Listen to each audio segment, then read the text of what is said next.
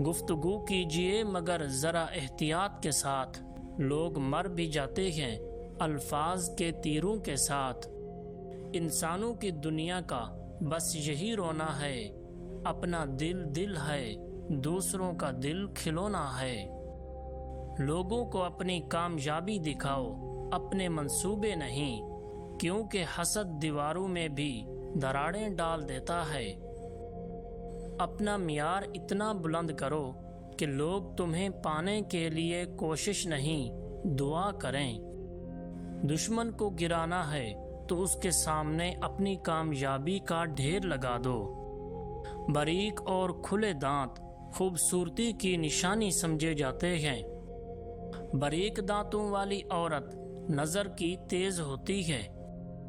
جو عورت جلدی جلدی کھاتی ہے وہ مزاج میں جلد باز اور تیز ہوتی ہے۔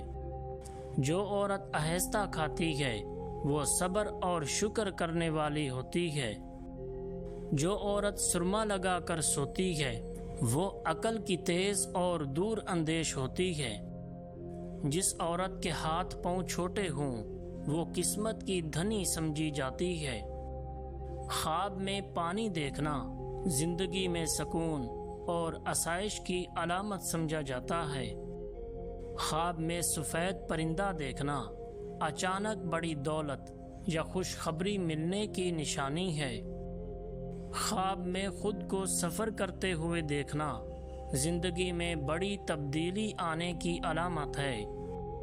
آنکھوں کا رنگ پیلا پڑ جانا بیماری آنے کی علامت ہے۔ نیک کاموں میں دل نہ لگنا غفلت کی علامت ہے۔ مفلسی کے بعد دولت مند ہونے کا خواب آنا غربت جانے کی علامت سمجھا جاتا ہے۔ کہا جاتا ہے کہ جو شخص مسجد کی صفائی کرے اسے نیک شریک حیات نصیب ہوتا ہے۔ اگر شادی کے دن بارش ہو جائے تو اسے خوشحال زندگی کی علامت سمجھا جاتا ہے۔ ہماری آنکھوں کی نمی تو کسی کو نظر نہیں آتی، لیکن ہماری زبان کی تلخی ہر ایک کو نظر آ جاتی ہے۔ بیٹھے ہوئے کسی سے ہاتھ نہ ملاؤ، کیونکہ اسے تکبر اور غرور کی علامت سمجھا جاتا ہے۔ اگر چیزیں بار بار گم ہونے لگیں تو بعض لوگ اسے بری نظر کی علامت سمجھتے ہیں۔ لذیذ کھانوں کے ساتھ بدہضمی، عیاشی کے ساتھ کمزوری اور کاہلی کے ساتھ مفلسی لازم و ملزوم ہیں۔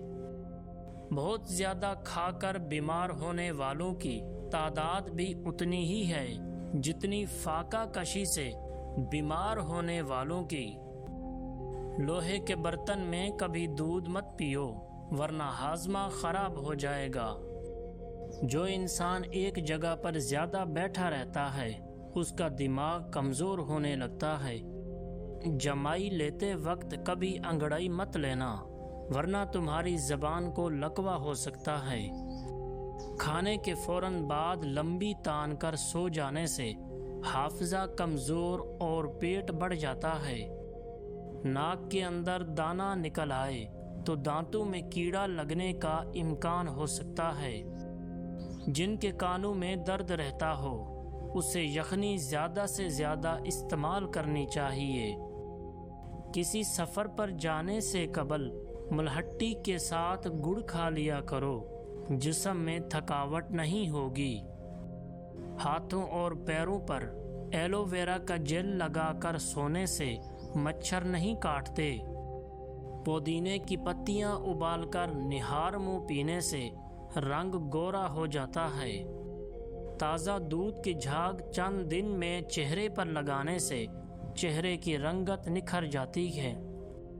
چہرے پر عرق گلاب لگا کر سونے سے بڑھاپے کے اثرات جلدی ظاہر نہیں ہوتے۔ نیم کے پتوں کے پانی سے منہ دھونے سے چہرے کے دانے اور چھائیاں ختم ہو جاتی ہیں۔ باسی روٹی کو دودھ کے ساتھ کھانے سے طاقت آتی ہے اور چکر آنا بند ہو جاتے ہیں۔ ہفتے میں ایک بار زیتون کے تیل سے سر کی مالش کرنے سے بال کبھی وقت سے پہلے سفید نہیں ہوتے۔